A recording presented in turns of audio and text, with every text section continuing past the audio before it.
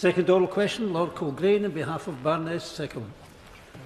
On behalf of my noble friend, Lady Seckham, and with their permission, I beg leave to ask the question standing in her name on the order paper.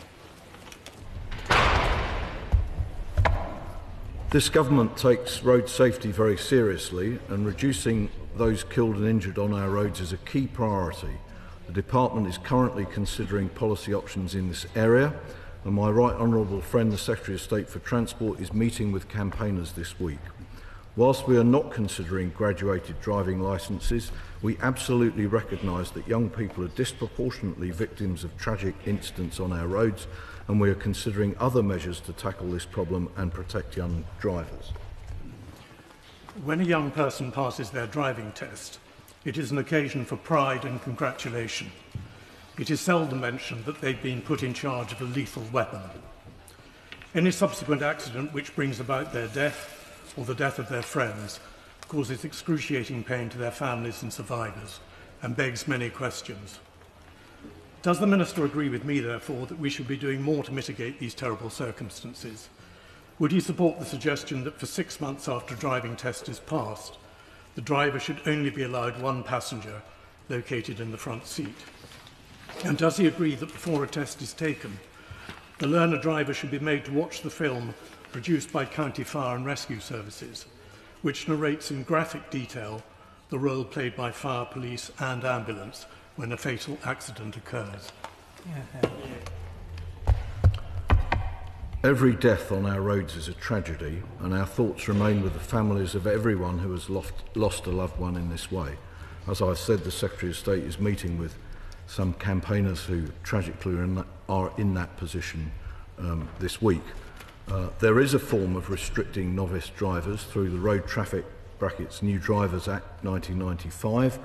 On acquiring their first full licence, a new driver is on probation for 2 years, and during that time they're subject to a more rigorous limit of penalty points, and if they breach that, they will lose their full licence.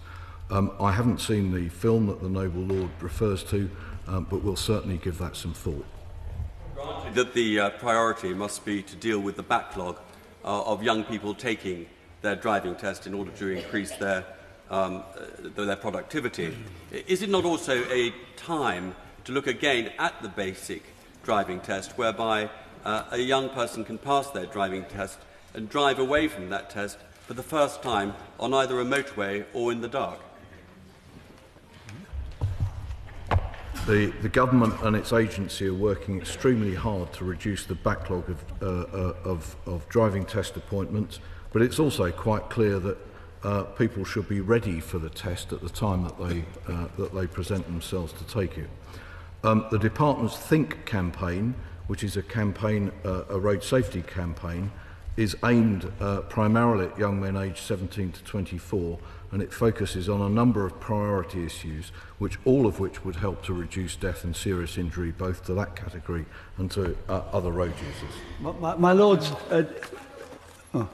Given the significant increase in low-powered motorcycles and scooters being ridden on L-plates for food deliveries, what plans does the government have to strengthen the compulsory basic training for motorcyclists to improve road safety?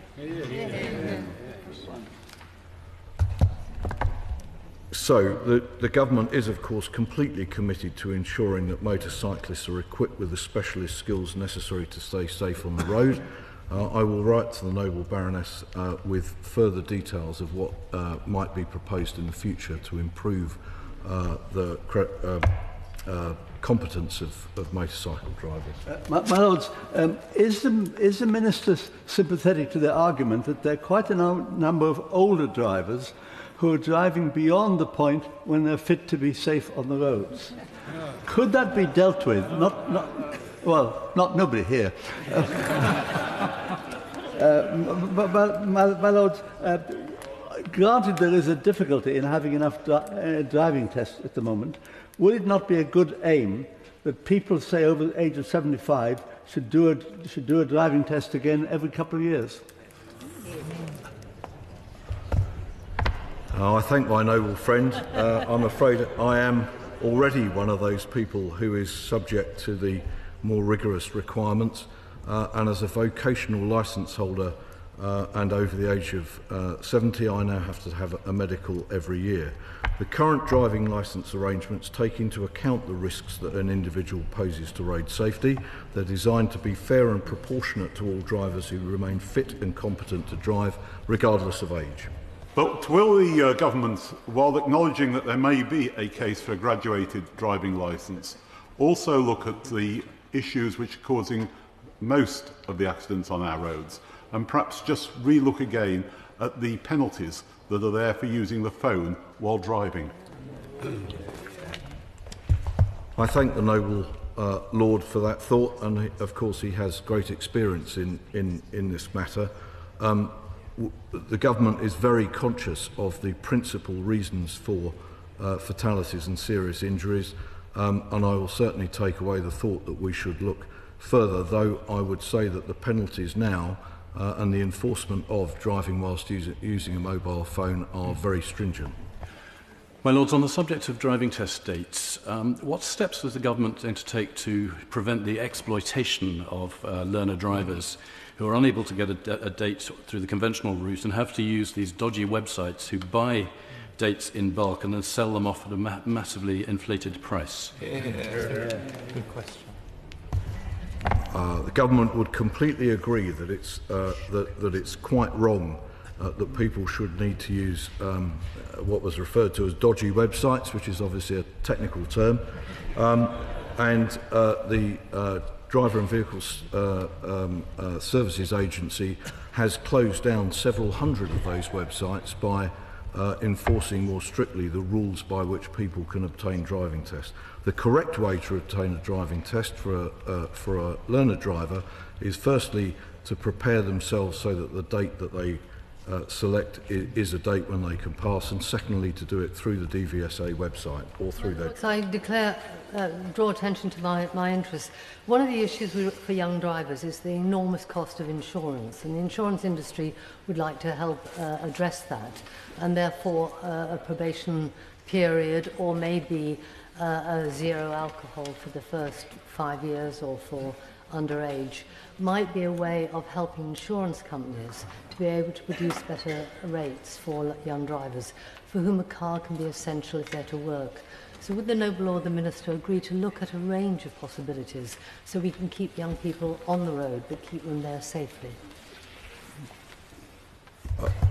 Of course, we would all have to agree that insurance is absolutely necessary, and the costs of it have been rising, and indeed my noble right honourable friend the Secretary of State for Transport has instituted a review with the aid of industry about the cost of insurance. There are a number of ideas which would help young drivers obtain insurance, some of which need great thought to make sure that they're enforceable.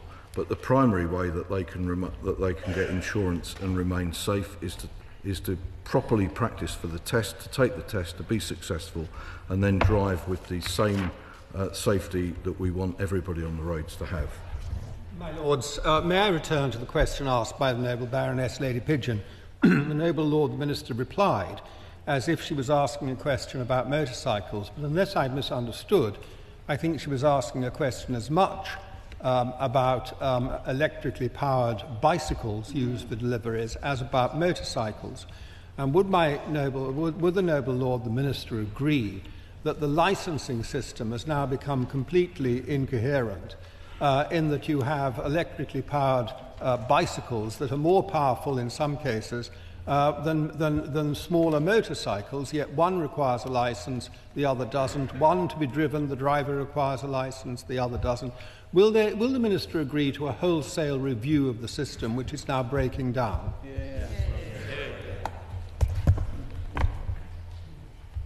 I would say that the driving licence system is not breaking down. What we're seeing is new cycles, but some of them are not in fact cycles. If they're adapted to do more than 15.5 miles an hour, they're in fact not cycles. They should be subject to the licensing regulations for motor vehicles and motorcycles, and that definition is very clear.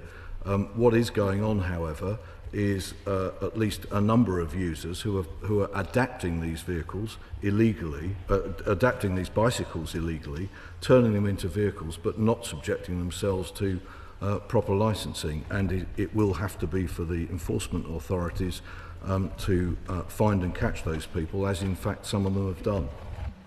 Third oral question.